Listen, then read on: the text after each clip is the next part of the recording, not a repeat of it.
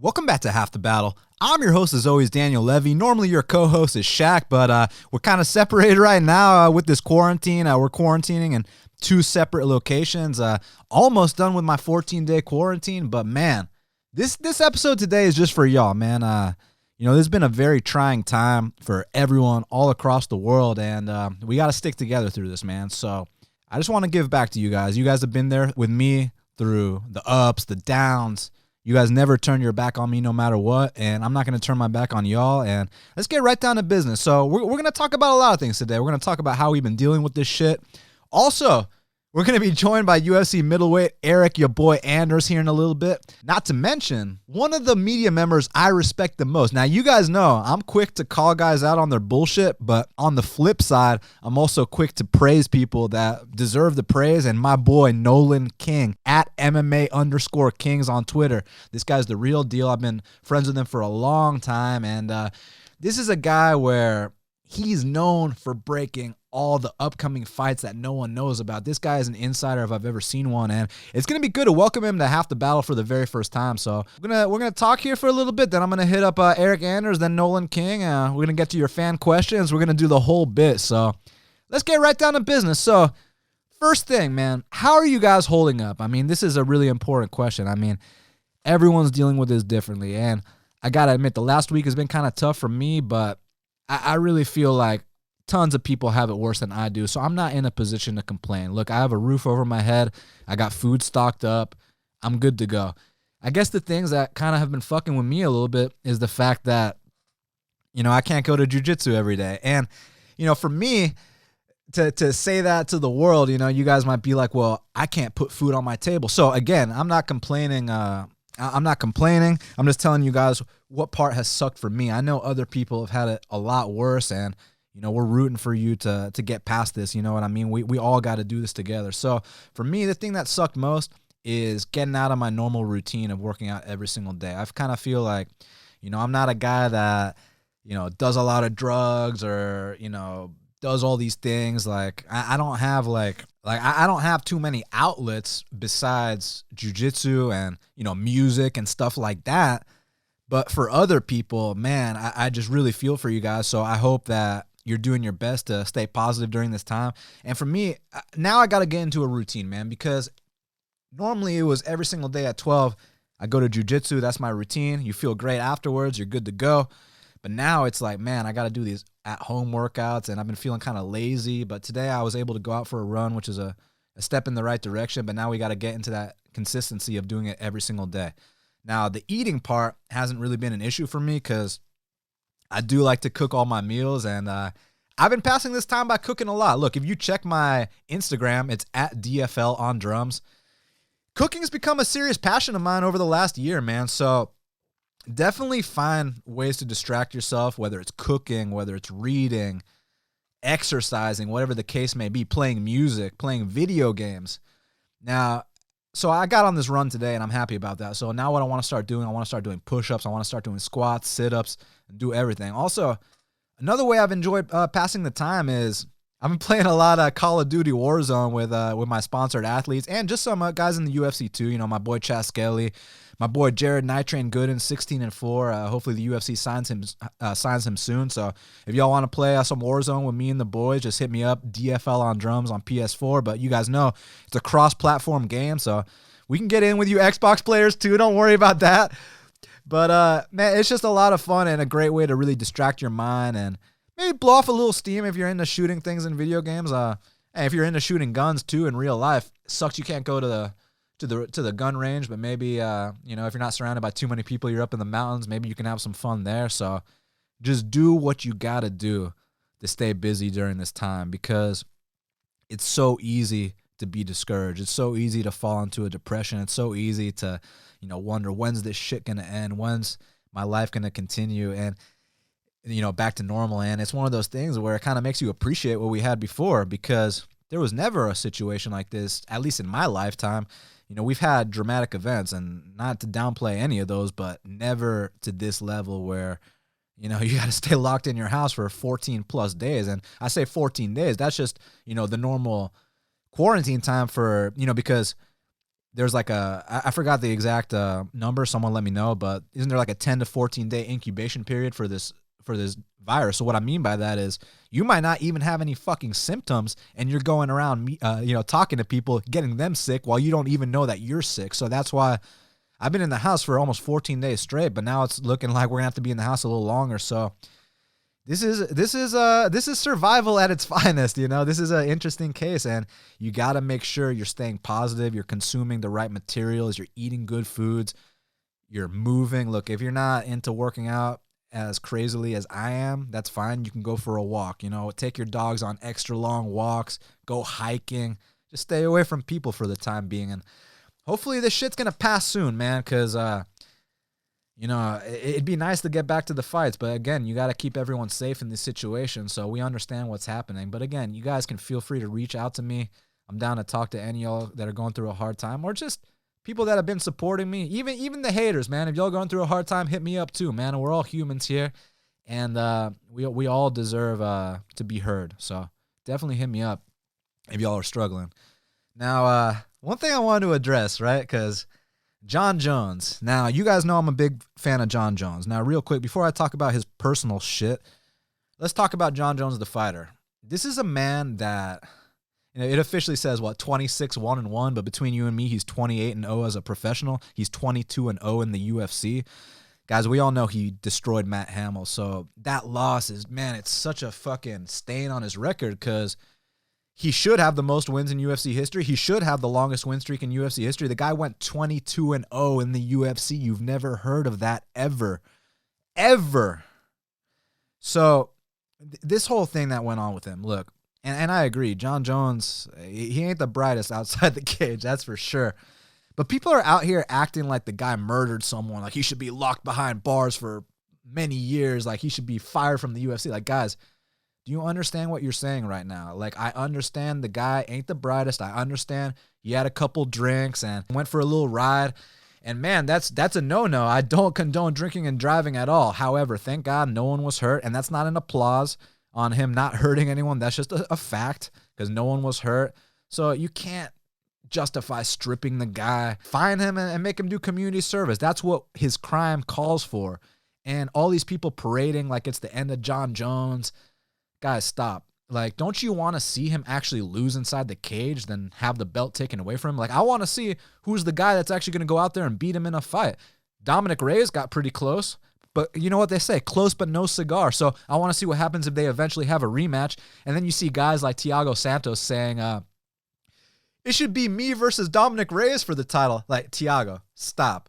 You couldn't beat Jon Jones when you got the chance. So now I get what you're saying, though. You feel like your only chance at gold is if you don't fight against Jon Jones. So I get that. But guys, stop being, don't be bitter, be better. So this is a guy in Jon Jones that needs help, man. He doesn't need to be kicked while he's down. I mean, I feel like he's been embarrassed enough. The guy needs help. So you guys need to stop shitting on him while he's down. But as far as the talent we see inside the octagon, and this is the reason why, you've heard me take a stand on Jon Jones. Dude, I've never seen a fighter that good ever in my life, and I have to keep seeing him inside the octagon until he finally loses. So don't fuck that up. You know what I'm saying? Jon Jones and all the fans at home, stop shitting on the guy. Look, I know he's kind of an idiot. I know he makes poor choices, but let's hope that he gets the help that he deserves so he can get back in the octagon. Because I'll tell you this right now, if you keep that guy outside the cage, shit's going to get worse, and he's going to start doing some real stupid shit. Because you put a guy like that cooped up, and man, he was built to be inside the UFC's octagon. So let's just keep things how it is until he loses, Now, UFC 249. So there's a lot of questions. Is this event going to happen? Is this event not going to happen? I don't know. It's 50-50. But I'll tell you this. It was a big blow to my confidence when I heard that Khabib wasn't going to be partaking in the event. Because, look, Khabib's got a very valid point. I mean, look, we're under quarantine. If you want to stay home under quarantine, you don't want to travel, you cannot blame the guy. Like, dude, you don't want to put yourself at risk? I don't blame you. That being said, for a guy as powerful as Khabib Nurmagomedov to not come through, because you guys remember, they said something about, flights from Russia being canceled, the whole bit, right? So, Khabib Nurmagomedov, let me remind you guys, this is a guy that's friends with Vladimir Putin. This is a guy that is well respected by Ramzan Kadyrov, and he still isn't leaving the country. So that should tell you everything you need to know, because this is as powerful and as connected as a UFC fighter can get. And if he's staying, that lets me know everything I need to know. So I do not hold any blame to Khabib Nurmagomedov, no bitterness, no resentment at all, because look, I really don't blame the guy. And that has nothing to do with the matchup with Tony. That fight would be unbelievable. I hope it one day happens. It's going to be a great fight. But for people to sit here and act like Khabib is scared of Tony Ferguson, guys, I know Tony Ferguson's a very scary guy. I know he presents some unique challenges. I know it's going to be an epic fight. But Khabib Nurmagomedov is not scared of no man. We're in the middle of a global pandemic right now. You have to understand and empathize why he's not going to take this fight at the moment. So that's all I got to say about that. And I hope eventually they can run it back. But guys, saying a guy that's 28-0 as a pro, a guy that finished McGregor, a guy that finished Dustin Poirier, a guy that has all the wins that Khabib has, he's not scared of Tony Ferguson, and Tony Ferguson is not scared of him either. This fight needs to happen ASAP, and hopefully it will. Hopefully Dana doesn't say, I'm never going to make this fight again. Hopefully he can, hopefully after this shit passes, which we don't know when that will be, but hopefully when that time comes, get back to, that matchmaker meeting and make that fight happen. We got to see it. Now, as far as the other canceled events, because, look, I know y'all like hearing me and Shaq break down the fights and give our picks and all that stuff. Listen, since we can't do it this time, what I will do, I'm not going to break down all the fights that we missed, start to finish, but I'm going to tell you who I would have picked in those fights. Just for fun, we'll see if these fights happen down the line. But look, Francis Ngannou and Jairzinho Rozenstruik, interesting fight. So Francis, obviously, he can knock out anybody in the world. But Jairzinho Rozenstruik brings some interesting things to the table, man. The guy's a very, very solid counter striker. And you remember the last time Francis was in there with somewhat of a counter striker in Derek Lewis. Now, Jairzinho is a much better counter striker than Derek Lewis, but Derek brings such power that it kind of had Francis a little worried. Well, Jairzinho, not only does he have that power, but he also has the technical prowess, which kind of made me think that if he didn't catch Jairzinho, it would have been a really interesting fight. So I actually think that would have been a dogger pass situation. While I would have leaned Ngannou, the UFC experience, I think the guy's a future world champion. Jairzinho's no strike. Excuse me. You guys like that? Jairzinho's no slouch, and he should not be counted out at all. Now, Rafael Assunção and Cody Garbrandt. I was going to take Rafael Assunção for the upset. I think Cody Garbrandt is completely washed up. That's no disrespect to him. His best performance was almost half a decade ago against Dominic Cruz, who, by the way, Dominic Cruz never fought again. So that lets you know everything you need to know, that Dominic Cruz was on his retirement fight, and Cody Garbrandt went out there and styled on him, and you never saw a performance like that ever again from Cody Garbrandt. He got knocked out in 3 consecutive fights, and now I think Rafael was going to knock him out too. I think people forget about Rafael Assunção's resume, just to let you guys know who he's beaten. And we'll get to the top 15 bantamweights in a second, but this is a guy in Rafael Assunção who has wins over Jorge Masvidal, Joe Lozon, Johnny Eduardo, TJ Dillashaw, Pedro Munoz, Brian Caraway, Aljamain Sterling, Marlon Moraes, Rob Font. And to me, I mean, I don't think that Cody Garbrandt was going to present something that he's never seen before, especially this version, this form of Cody Garbrandt. So I would have actually taken Rafael for the upset there. Matt Brown versus Miguel Baeza, interesting fight. Interesting fight. If it was a pick'em, I'd actually lean towards Baeza. He's the younger, fresher guy, but when you see a -2 next to Baeza and he's coming off a win over Hector Aldana, hasn't faced anyone on this level. I know Matt's on his way out. It was a dogger pass situation. Greg Hardy and De Castro, I'm going to save that one because I know they're going to rebook that fight, and I got some choice words on that matchup. Sam Alvey versus Khalil Rountree. I was going to go with Rountree Jr. Leg kicks have always been an issue for Sam Alvey, and I just think that speed of Khalil Rountree was going to be huge. And not to mention, Sam Alvey ain't a takedown threat, so I think Khalil would have had his way with Sam Alvey, despite the fact that he's coming off the Iwan Kutalaba loss. But so what? Sam Alvey's coming off a couple knockout losses himself, so yeah, I would have definitely gone with Khalil there. Cody Stamann versus Ione Barcelos. I'm going to save that one for you because, guys, that's 2 of my top bantamweight prospects. I got a serious breakdown for that. Just know that Ione Barcelos earned that opportunity to step in there with a guy as underrated and a guy that I respect, a guy that Shaq respects, like Cody Stamann. Louis Smolka and Davey Grant. I think I would have leaned towards Smolka there. Marlon Vera, Eddie Wineland. I got Marlon Vera there, and it's funny because people were picking Vera via comeback knockout or a comeback finish. I would have actually picked him to be a first-round finish. I think Vera's looking the best he's ever looked. And the thing about this guy, Vera, a lot of people like to shit on him because they don't really know the backstory. And let me tell you guys the backstory. This is a guy who was training in Ecuador at a gym called 50-50. Okay, he was in there with cab drivers, with the whole bit, right? And he made it to the Ultimate Fighter Latino America Season 1, the one that Yair and Alejandro Perez won. And this guy's coming into the UFC, not training with real fighters, not training in a place where the sport has evolved whatsoever. And he was still going out there and winning fights, but man, he looked so green, and he was losing to guys that he would definitely beat now, like Marco Psycho Beltran and Davey Grant. But since he moved to California and he's been training under Team Oyama, you see the run Marlon Chito Vera's on. This is the best he's ever looked. And this is a guy in Marlon Vera. Let me tell you guys something about him. You know how many finishes Marlon Chito Vera has inside the UFC's octagon? 8. Okay? He's going to go on to break the record for most finishes in bantamweight history before it's all said and done. And since the time when he went out there and moved to Team Oyama, he's 8-2. Okay? So this is a guy that started off his UFC career at 1-2. Now, since he's been at Team Oyama, he's 8-2. So you guys got to respect the kind of improvements that Marlon Chito Vera has been making fight by fight. And Eddie Wineland, former WEC champion, love the guy, respect him. Just think it's Marlon Vera's time. Laureano Staropoli and Chaos Williams. I know a lot of people aren't impressed with Chaos Williams because it was a quick 30-second knockout. People like to discredit finishes. Guys, finishes are a perfectly acceptable way of winning a fight, just like decisions are too. People shit on fighters that go to decision, and people shit on fighters that only finish fights. But you got to find...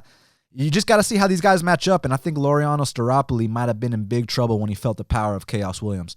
Tisha Torres and Mizuki Inoue, I was kind of leaning towards the upset there. Mizuki's kind of tough, kind of underrated. I kind of like the dog money there. Eric Spicely and Roman Kopilov, I feel like Kopilov was going to show a better version of himself this time. Look, he ran into Carl Roberson in his debut. I think Spicely is a much more winnable matchup for Kopilov. Jeff Hughes and Tanner Bozer, I like Tanner Bozer there. Martin Day and Randy Costa, I would have gone with Martin Day at dog money there. Now, the next event that we missed, Overeem versus Harris. I would have taken Harris, Walt Harris via vicious first-round knockout. I mean, this is a guy that is coming into his own. He's the best version of himself that we've ever seen. He's finally got past the ups and the downs, and the shit that's been going on in his personal life, it's one of those things where the universe would align to make Walt Harris win that fight, and he'd have an epic moment. The post-fight speech would be emotional. It would just be a sensational moment. Walt Harris would destroy Overeem. Edmund Shabazian and Derek Brunson. You know I like my boy Edmund there. Listen, Derek Brunson is the prospect tester. Back when Robert Whitaker was the prospect, they put him in there with him. Robert knocked him out in the first round. You know, you had to test out Izzy Adesanya. Izzy knocked him out in the first round. Well, now it's time to test out Edmund Shabazian, and I think he also knocks out Derek Brunson. Carla Esparza, Michelle Watterson, not quite sure yet. Leaning Esparza, but not quite sure. Vicente Luque and Randy Brown. That's a hell of a fucking fight right there, man. Holy shit. I think it's a dog or pass situation, so I'd lean Brown. I think he's finally gotten over the hump. I feel like his last 2 fights, the finishes of Brian Barberena and Warley Alves were indicators that he's gotten over that hump and he's finally coming into his own. Because we always said, once the mental meets the physical with a guy like Randy Brown, look out. And we are looking out his last 2 fights, and I'd look out here if I was Vicente Luque, who is a very serious talent. Luque is a black belt in jiu-jitsu, nasty left hook. I love this kid Luque, and that's an amazing fight. Eric, your boy Anders versus Jocko. Listen, that would have been a close fight. Eric's actually struggled. And we're going to talk to him about this here when I call him in a second. He's actually struggled with these elusive strikers. Machida, Elias, they gave him trouble. But granted, those fights were in Brazil and Canada, respectively. Now he gets to fight on home soil. And I feel like third time might be the charm for Eryk Anders here against these point strikers. I think he'd get to Christoph late.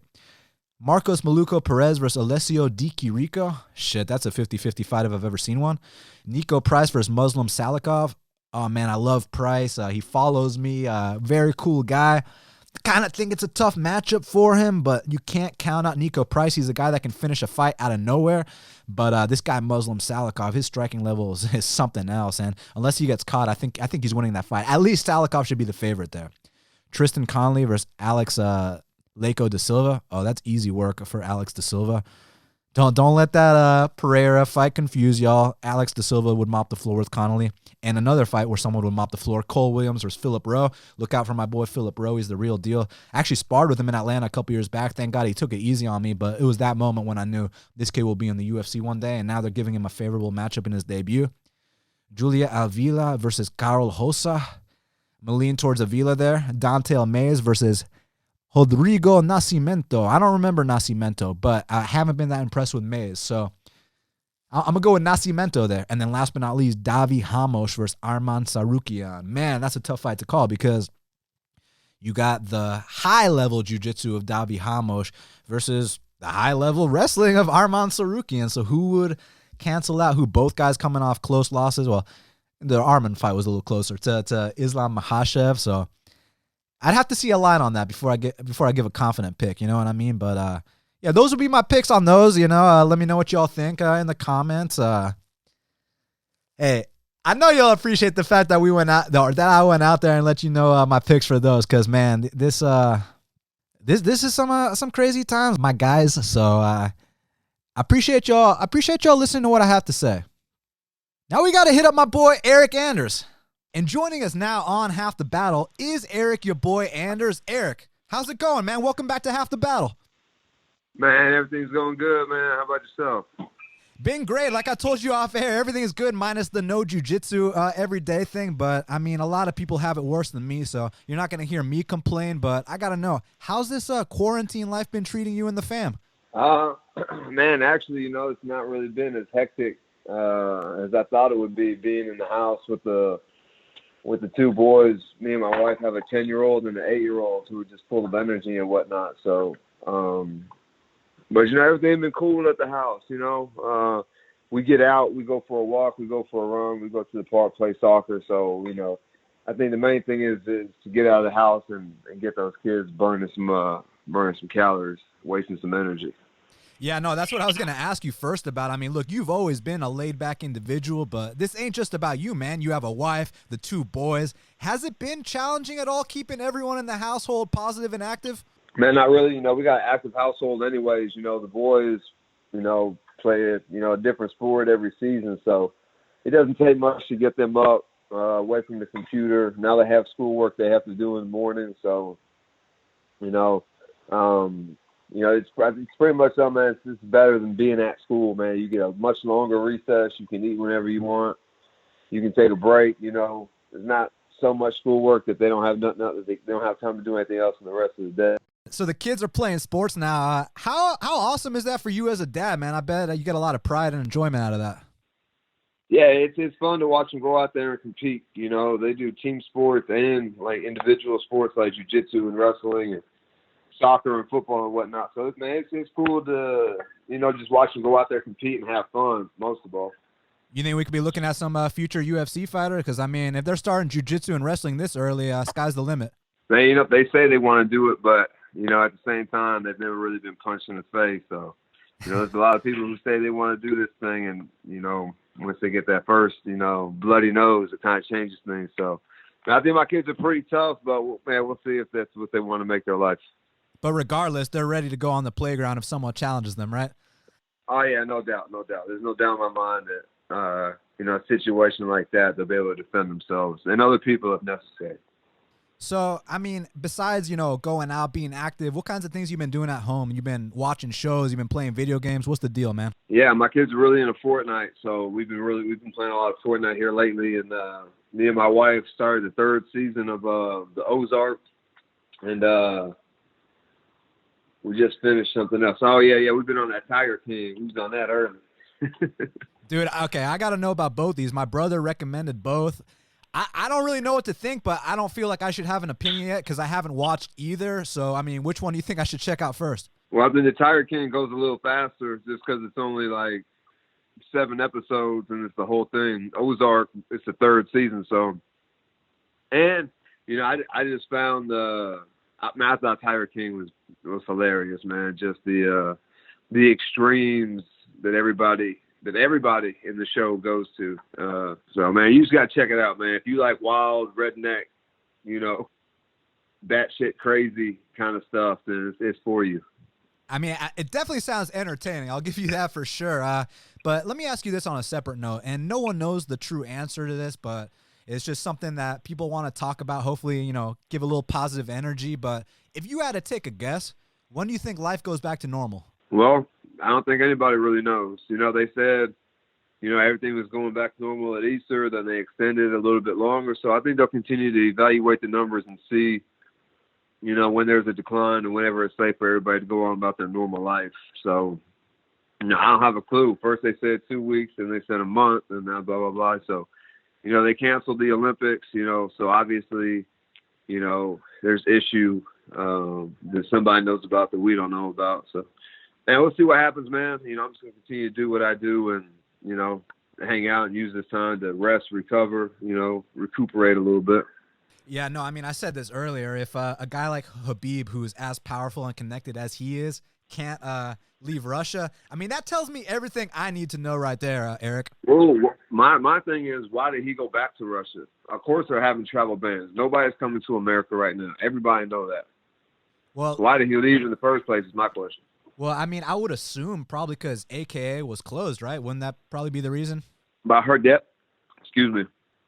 Cormier said that they're keeping the gym closed and only him and the coaches are in there working. So that's interesting. That throws a little wrench in the plans. Interesting. I have no idea. I really don't know. I just not under the inkling that a guy like Khabib, 28-0, the kind of fighters he'd be scared of anyone or any fight. No, I'm not saying he's scared, and maybe he didn't think that this thing would be what it is, But, there's plenty of fighters here in America, and, people in Florida are still going to the beach and whatnot, so they're not even concerned about what they got going on in Florida. So, maybe they have it in Florida. I just would like to see any kind of sport, other than bass fishing and pro bull riding and throwing darts, I feel you on that, man. It'd be great to have the fights back. So you were supposed to be matched up with Krzysztof Jotko, and I'm guessing that's going to go down at a later date. But look, man, it's an interesting fight for sure. We know what Jotko wants to do. He's a very elusive point fighter, and you have experience against similar opponents. Machida, Elias, both very close fights according to the judges. Now, granted, those fights took place in Brazil and Canada, respectively. This one's supposed to be in the U.S. Do you at all view this like third time is the charm versus these point fighters, or is Krzysztof a completely new and different puzzle for you to solve? Man, I think he's a little more aggressive than the other guys. He engages a whole lot more. He'll engage in the wrestling and stuff. So, yeah, he does have that element to his game, but he's a little bit different, and, he's a little bit more aggressive and more willing to wrestle and exchange a little bit. Currently, you're on this 2-fight win streak, the performance of the night, as well as the win over 45 vet Gerald Meerschaert. How much confidence did that give you to know that you can still go out there, do damage, and rack up big wins under the UFC banner? Oh, yeah, dude. My confidence, even when I had lost those 3 fights in a row, my confidence never wavered, This is part of the game. It's got to be a winner, got to be a loser. So, I'm not, taking losing lightly or anything, but it is what it is.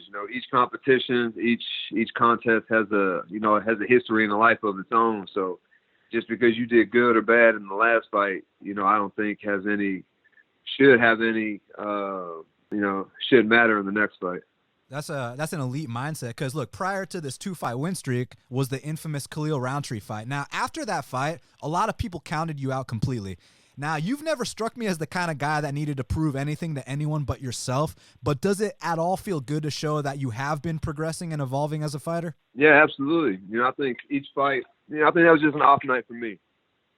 Not to take anything away from Khalil because, it's probably the best fight that we've seen him fight in the UFC. So, but, I think that I had a lot to do with the outcome of that fight and how that fight went as well. So, I think if you take that fight out and watch all the other fights, you can see like the consistent evolution in my game from fight to fight. So it's just continue to do that, as I get older, get more seasoned, I think I'll still continue to evolve and probably more rapidly at this point. Well, I mean, you're approaching your 10th UFC fight. I remember talking to you back when you were in LFA, beating really tough guys like Brendan Allen. Now you're about to have your 10th UFC fight. Do you feel like you're really starting to come into your own now, more comfortable inside the octagon? Yeah, absolutely. It's never been a thing about, comfort for me. It's, a skill set thing. A lot of these dudes, they've been doing this since they were knee high to a grasshopper. And now, I've been training for about 10 years now. So, I've tried to close that gap and like be consistent in evolving and adding new tools and new elements to my game to, make it hard for people to watch film on me. They see one thing in one fight and then the next fight, it looks totally different. So, I think, just keeping them playing the guessing game a little bit. Now, there's something I got to know, Eryk, and I'm surprised I've never asked you this in all my years of speaking with you, but what was it like being coached by the great Nick Saban? Man, I think the thing that Coach Saban does better than anybody is creates an environment of competition. And so, man, just because you're a fifth-year senior, just because you're a true freshman, everybody's got an equal opportunity chance to play, So every play at practice, you're competing not only against the offensive guys, but against the person behind you. So it makes everybody level up. And he also gave everybody football IQ. Made everybody watch film, study film, become a student of the game. So not only do you have the best athletes, but you have the best athletes, the best and biggest athletes, and then you give them the mental capacity of football behind it. Just, man, you look at his history, and his record speaks for itself. Now, I got a question on the watching film part because I kind of heard Dominic Reyes mention something about that before the Jones fight. He was talking about his football background, how they watch film differently, and he even said MMA fighters don't really know how to watch film, but, man, you come from that background too, so I'm kind of curious about what your film watching process is like. I'm sure it's not as simple as just putting on their fights. I'm sure you take notes, do the whole bit. Tell us a bit about that. Man, I really don't sit down with a pen and paper, but I definitely do be taking mental notes. And, I think the difference when you play football, it's like you watch each play like 100 times. Like you may watch like the first 2 or 3 seconds of a play, rewind it, then watch like the next 4 or 5 seconds and rewind it. And, you just watch the same play at different parts of the same play, so many times. And I think that's the difference between everybody else and football players is like when I watch a fight, my kids, they hate watching the fight with me because I keep rewinding the fight maybe after every exchange, after every, so often. And they just want to watch the fight and break it down as it goes on. But I think it's a little bit different than that. I think you need to rewind it so you can look and see different parts of the fight because it's hard to see the feet and see the hands and, okay, what did I see there? What did he see there? Kind of thing. So instead of just watching the fight all the way through 5 times, I end up watching the whole fight in 3-4 second intervals 100 times. That's badass. I hope all the fans listening at home took note of that. And Eryk, we got a couple fan questions for you, man. So the first one was, what are your thoughts on the NCAA refusing to grant seniors in winter sports an extra year of eligibility? Man, when did they I don't know about winter sports. Did any winter sports get canceled? No, right? Just spring sports. Yeah, I don't know the facts here. Yeah, I think only the spring season, spring sports got canceled. So, what eligibility? I guess the only thing that they're not doing is practicing right now. But I'm sure that they can find ways to train. And if I know Nick Saban, I know that he's found a way to get those guys in there training and working out and staying in shape. And Nick wants to know, besides yourself, who's someone from your Alabama team back when you played who would have been a good fighter? Man, I truly believe that Mark Barron could be a world champion. I've just never seen – the guy didn't even play one down of safety. He was a high school running back and a linebacker in high school. He got to Bama, never played a down of safety, turned into an All-American and first-round draft choice. And, man, usually guys, they move up in defense. So, a safety will go to a linebacker will go to defensive end, a defensive end will go to a defensive tackle. Very seldom do you see a guy so athletic because there's so many more – the skill of safety is so much more athletic and requires so much athleticism and, cerebral thought than a linebacker does. So he's smart, he's athletic, he's powerful, It could probably do it. Has long limbs. It could probably do anything you ask him to do athletically. So, hard worker as well. So I think that, if he would have made it in the NFL or, kind of did the same thing that I did in college, come out of college and go into MMA, I think that guy would have been a world champion. And last but not least, and ladies and gentlemen, this is Eryk Anders right here, right now on Half the Battle. So for everyone listening at home, man, because look, not everyone has the most positive mindset like yourself, but we're trying to get this message across, trying to help these people out. What would you tell the people at home just about how to handle these times and go about their day? Only worry about the things that you can control. The government says stay at home. You can't go to work or whatever. So use this time to, pick up a trade, learn how to play music, sing, dance, or do something. You can learn anything off YouTube, I feel like. So, find other ways to invest money or make money or, the time off, and you have a cell phone that's basically a computer, you can look up and figure out anything in this time where you have nothing else to do. So, figure it out. Use it to your advantage. Some great advice from Eryk, your boy Anders. Eryk, really appreciate the time as always. All the fans listening at home, make sure you follow Eryk on Twitter at Eryk Anders. Eryk, anything else you want to tell him before we go? Man, everybody stay safe out there, and we'll get through this thing and everything will go back to normal here shortly. Yes, sir. Eryk, thanks again for the time, man. Always a pleasure, and I wish you nothing but the best. All right, pleasure, brother. You have a good one. You too, man. See ya. Now we got to hit up one of my favorite reporters in the game. I'm talking about MMA Junkie's own Nolan King. And joining us now on Half the Battle is MMA Junkie's own Nolan King, Mr. MMA Kings. Nolan, how's it going? Going great, man. I'm happy to be on with you. First time talking to you.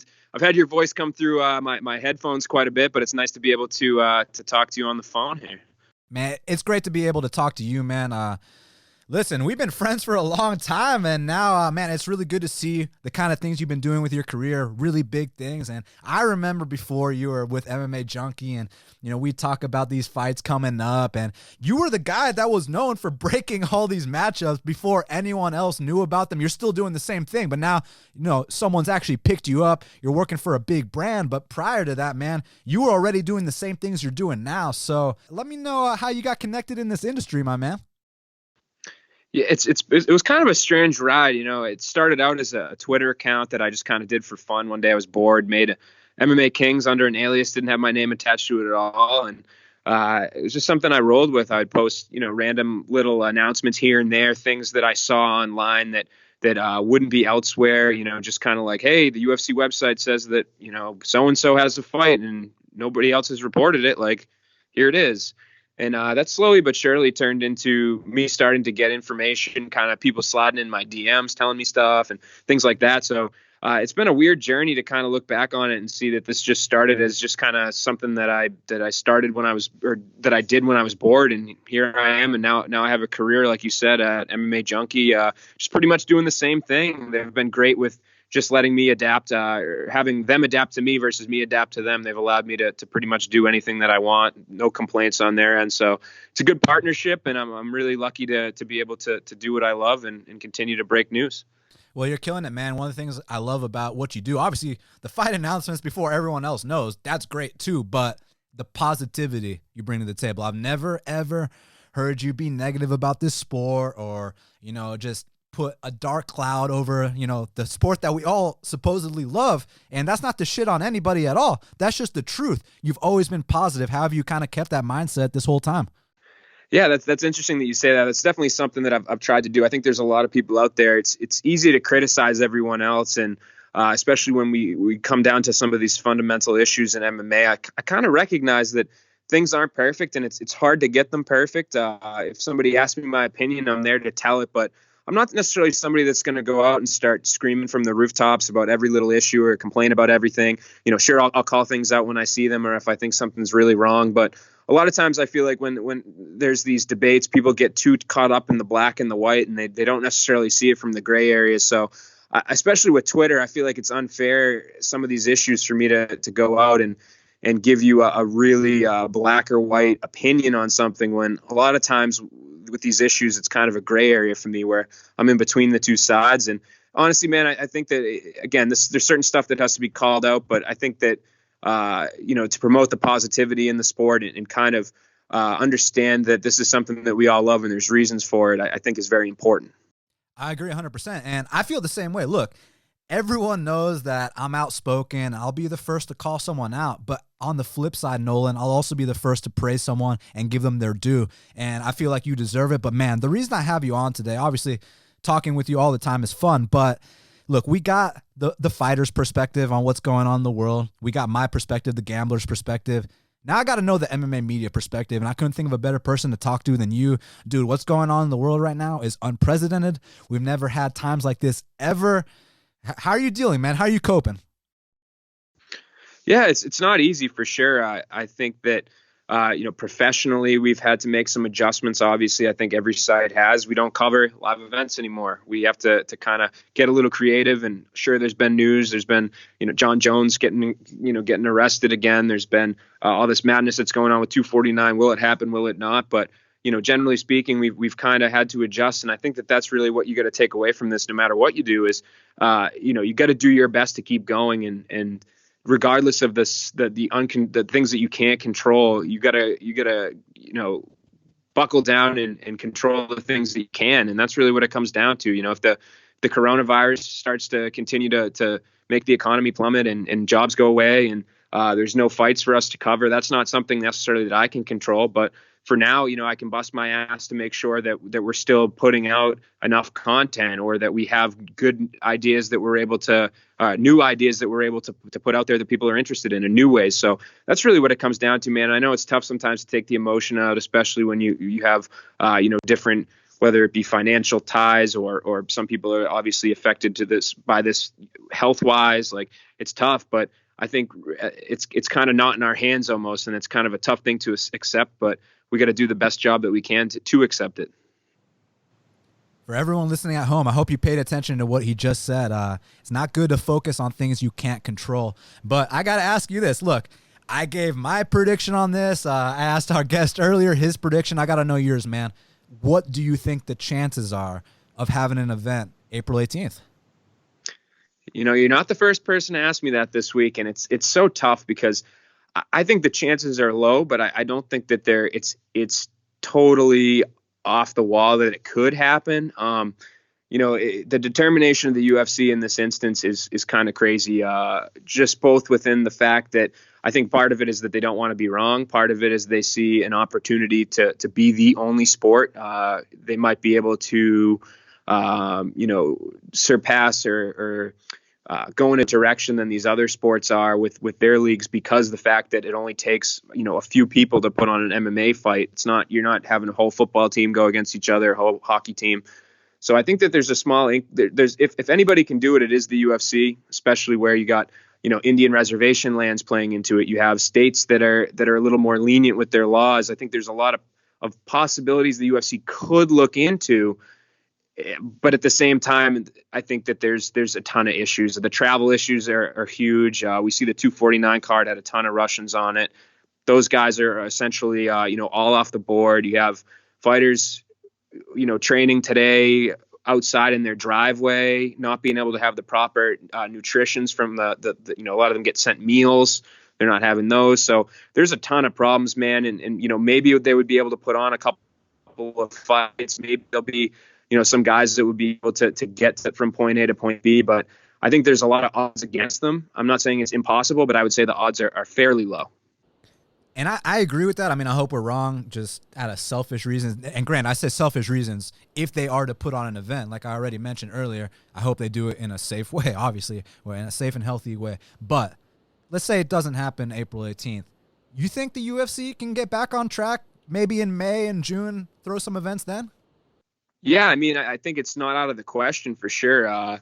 In terms of, the locations that they have booked for those months, they might have to adjust, or maybe they have to cancel some events, or what they're calling postpone, which essentially is canceling. I think it's possible. I think that as we start to inch back into society as a whole, the UFC will likely be one of the first sports, in my opinion, that's able to put on shows. Like I said earlier, it only takes 2 guys to be in a cage, a referee, 3 judges, and maybe a couple people to open the cage doors and whatnot. So, and medical staff. So it's far less than the other sports. And I think that, like you said, when maybe May, maybe June, like I think we'll start to see some stuff behind closed doors as soon as possible. We just see how aggressive the UFC is right now when they're a lot of people are alleging they're not going to be able to do this. So once they start once the government gives them an inch, I'm sure they're going to run with it. And yeah, another thing I mentioned earlier on the show was how it was a big blow to my confidence of this event happening when I heard that Khabib wasn't going to be able to leave. Because, as you know, Nolan, I don't got to tell you this, Khabib, a very powerful and connected man. I mean, friends with Putin, friends with Kadyrov. You'd think if anyone could leave the country, it'd be Khabib. But the fact that he can't, I mean, that should let you know everything you need to know right there. I mean, do you agree? Yeah, that should. And I think it goes to show you, too, like you said, in a country like Russia, for Khabib not to be able to cross the border, that's something that's big, man. And it goes beyond that, too. You've got so many fighters coming. MMA is a global sport.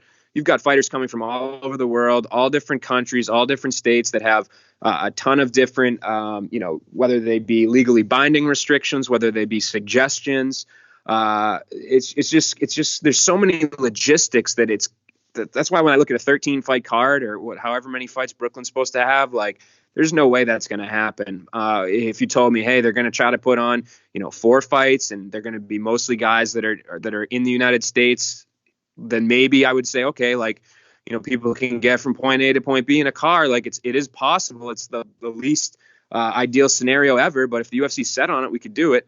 But yeah, I think the Khabib example is great because it's a country like Russia and it's a superstar, and he's not even able to get here. So that should be very telling for a lot of people. And last but not least, Nolan, I got to know, man, how have you been passing this time? I mean, you've been taking on some new challenges. You've been exploring some new realms. Yeah, man, it's kind of funny. I was joking with somebody earlier, one of my coworkers, Kenny, who does a lot of the producing stuff, and I was saying my social life Monday through Friday has actually kind of increased a little bit. I might be the only one in the quarantine, with working remote from home during those days. I'm usually the only one in the house, but now I've got people here with me, so that's been good to a certain extent. It's kind of not the ideal scenario for sure, but I've just been trying to get my life back in order a little bit. Sometimes I think now that there's been a lot of stuff cut out of my life, like you can't obviously go out and do as much as you could before. I think it's kind of helped me maybe get on a little bit more of a regimen. So when this thing's all said and done, like it might actually set me up for a good scenario. I'm trying to, you talked about optimism and positivity before. Maybe I'm going overboard with that, but I've just been, doing the same thing pretty much every day, working out when I can, doing my 9 to 5 when I can. And, just trying to keep myself sane, watching some Tiger King like the rest of the world. And we'll see what Netflix follows after I finish the last couple episodes of that. How you been liking it though? Do you, is it as highly regarded as everyone else says? No, man, I was skeptical when I came into it, and I said, man, like, TV shows the ideas are getting so stupid. Now we're going to be watching a show about a dude that's talking about it.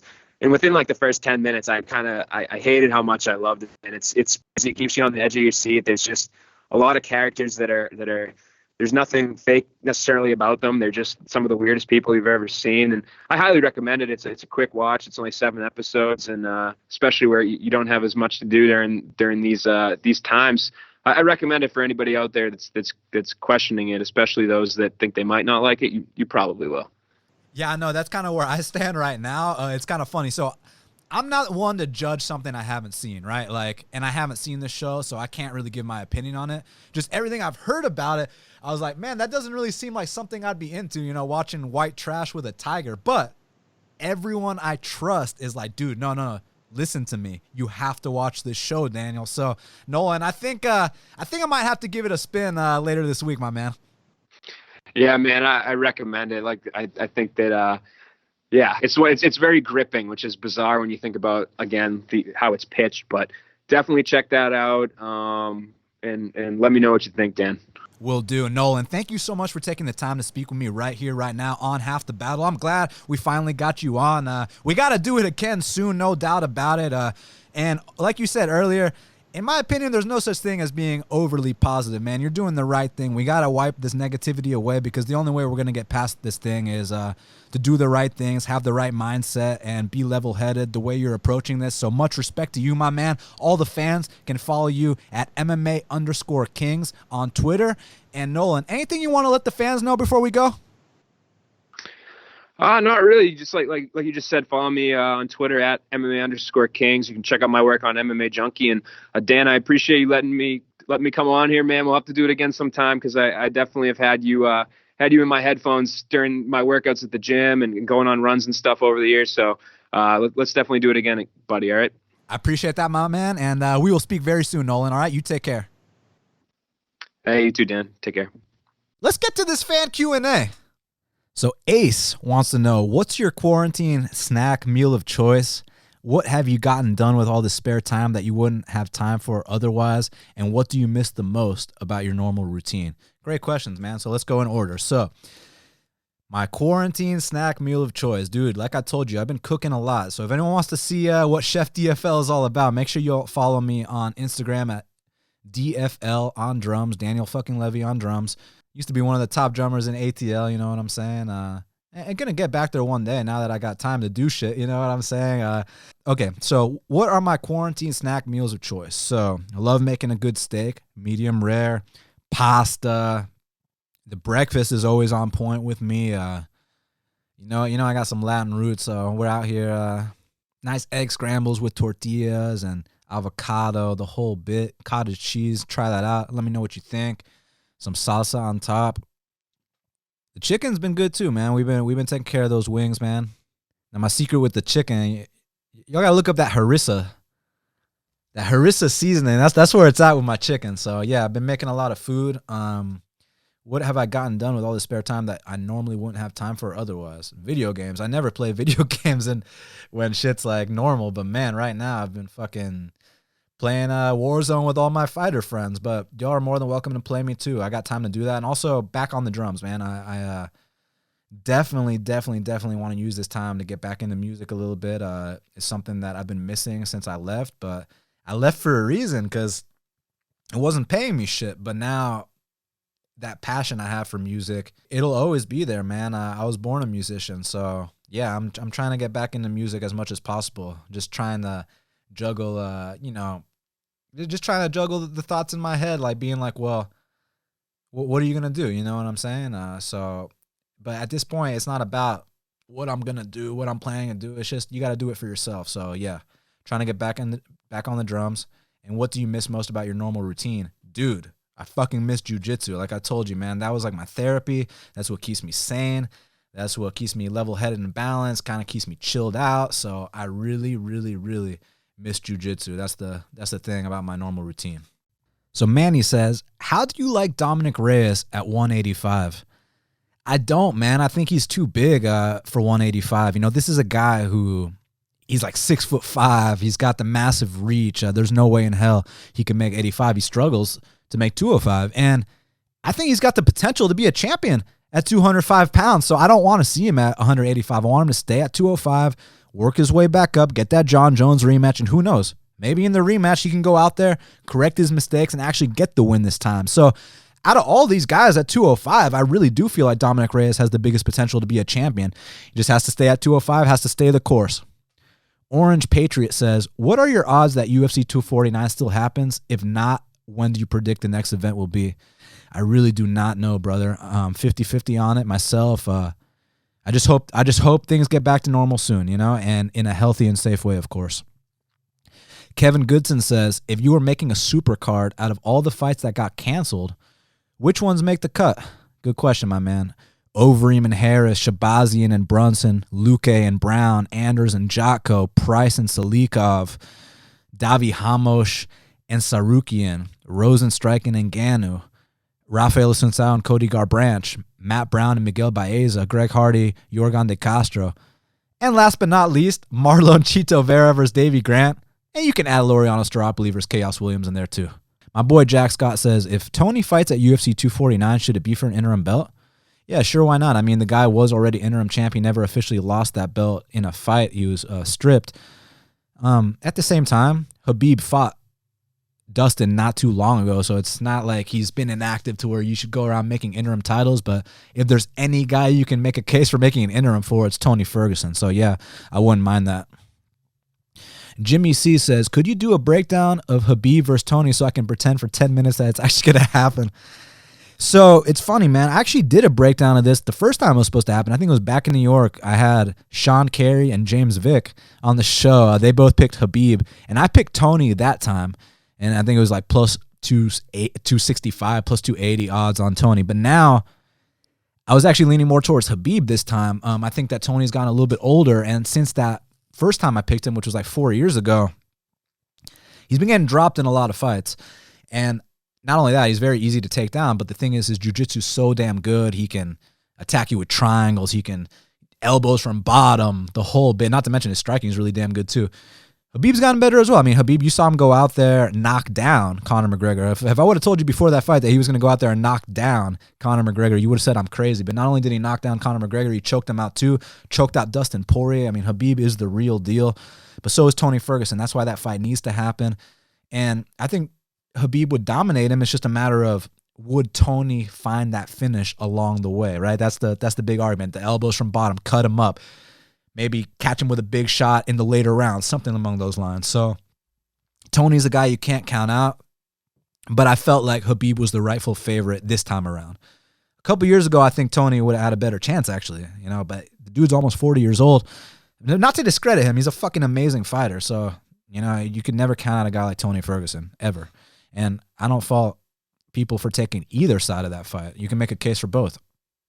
So my boy Jokers LL says, what are the most important things to look for when watching young prospect fighters?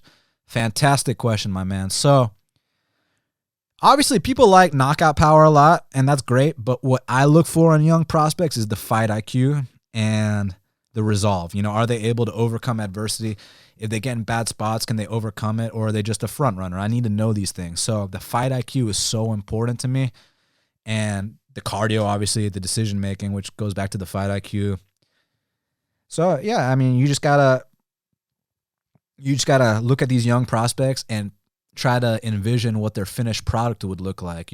For example, if a guy has got good striking, decent wrestling, good jiu-jitsu, you feel like, okay, his wrestling ain't quite on the level now, but in a year or two it will be. So little things like that, areas where you see, hey, they're really trying, but it's not quite there yet, but it will be one day. Like, for example, Douglas Lima. This isn't a prospect. This is a world champion, but let me tell you why I'm bringing him up. You watch his first fight with Andrei Koreshkov, and you saw how he got taken down at will. You saw his first fight with Rory McDonald. You saw how he got taken down at will. Now, you could say, after watching those fights, man, Douglas Lima has zero wrestling defense. What the fuck? For a world champion, right? Or you could look at it from the other perspective of, what will Douglas Lima look like if he keeps improving this area of his game? Well, fast forward to the trilogy match with Koreshkov, and he's stuffing every takedown in such a way where I've never seen takedown defense like that from Douglas Lima. Then the second Rory fight comes along, and he destroyed that guy's calf to a point where I wasn't even sure if we were ever going to see Rory McDonald fight again. So Douglas Lima, I know he's not a prospect, but there's just an example that fighters can improve. And you got to see those areas and try to picture what will happen if they do improve those areas. But granted, if the guy has zero wrestling or zero striking defense and it's such a hole and they're not showing any progress or any improvement, then yeah, you can count that part out of their game. But for example, if you match up Ben Askren and Douglas Lima again, I know you guys remember what happened the first time. Ben won. If they match them up again, I'm telling you guys right now, right here, right now on Half the Battle, that Douglas Lima would not only stuff those takedowns, he would knock Ben Askren's head into the fifth row. Jared Jackson said, do you guys think Khabib went back to Russia knowing he couldn't get out? Also, would you consider this ducking Tony if he knew he would get pulled? No, dude, look. I don't know why you went back to Russia, but that doesn't mean that you got to sit here and, talk shit about the guy. If AKA, which is his gym in California, is closed down, well, then he probably has no option but to go back to Russia, run those mountains and, be with his old team or whatever the case may be. So, no, I don't blame him for going back to Russia. And, no, I absolutely do not consider this ducking Tony, bro. We're in the middle of a fucking global pandemic. So, the guy's 28-0. Look at who he's beaten. Look what he's done. He didn't just, people try to act like he just put his head between McGregor's legs and sniffed his crotch. The dude knocked down Conor McGregor and choked him out. So, no, I don't think Khabib's ducking anybody. My boy Rampage Fan 420 says, what's Manel Kape's ceiling in the UFC? Great question, dude. So, for those that don't know, this kid Manel Kape, he's from Ryzen, just got signed to the UFC flyweight division. I mean, this is a guy that he beat Ian McCall. It was actually a fun fight, even though it was a kind of unfortunate stoppage, but you got to watch the stare down they had. They were slapping each other, then finished him in the first round the next time. And this is a kid in Manel Kape who's been making improvements every single time I see him fight. So he lost to this kid, Kai Atsuka. What's his name again? Let me look up this motherfucker's name. Kai something. Atsuka? Hold up. Okay, so he beat Kai Asakura. Excuse me. He beat Kai Asakura. That's the guy's name. Now, let's backtrack a little bit. In 2018, Manel Kape lost to Kai Asakura, who, by the way, if you guys don't know about my boy Kai Asakura, that's the guy that knocked out Kyoji Horiguchi. You know, this dude, he's 14-2 as a pro. Very, very serious. Also knocked out Ulka Sasaki. Now, they were scheduled to rematch on the New Year's show in Ryzen. And my boy Manel Kape was coming off a nice knockout over Takeya Mizugaki, UFC veteran. But he goes in there against Kai Asakura, in the rematch. And not only does he dominate him, ladies and gentlemen, but he knocks the guy out stiff in the second round. So that's proof that he has been making improvements. He can go out there, avenge, past defeats. And now that the kid is 15-4, I think he is ready to swim with the Sharks at flyweight. I want to see him in there with a Pantoja. I want to see him in there with a Moreno. I want to see him in there with a Joseph Benavidez and see what the kid's ready to prove. I mean, I think he's got the proper experience to make a run right now in the UFC flyweight division. Havenwood Jim said, who has been cut from the UFC in the past few years that you can see working their way back to the organization? It's a great question. It's a very, very, very good question. I know there was one that we thought, oh, okay, I got it. This kid, Ismail Nardiev. So he wasn't actually cut. He more so asked for his release because he felt like, even though he was like 19-3 or 20-3, whatever the case may be, he felt like he wasn't quite ready to compete at the UFC level. Even though he's a guy that went out there and fucking beat Michel Tractor Prazeres, which if you can beat that guy, you do belong in the UFC. But Austrian Wonderboy Nardiev, he's just a kid. He's really young, early in his 20s, and he felt like he needed to kind of do a couple things for the mental side of things and then come back to the UFC. So I think if he patches up that part of his game, he can eventually come back. I know there's got to be other examples I'm not thinking of right now. Oh, yeah, there is. Perfect. Mateus Nicolau. Love that kid. I was shocked when he got cut, but at the same time, that was back when they weren't really sure what to do with the flyweight division because Demetrius Johnson was stinking up the place every single time he fought, that they were thinking about getting rid of it. But now that Henry Cejudo is here, and you guys can call it cringe pseudo and the whole bit, but Cejudo's bringing excitement back to the flyweight division. Cejudo's bringing knockouts to the flyweight division, guys. Like, it's so much more exciting right now. And I know people give me shit about some of my takes on Demetrius Johnson, calling him Fraud Demetrius Johnson. I mean, it's all fun and games.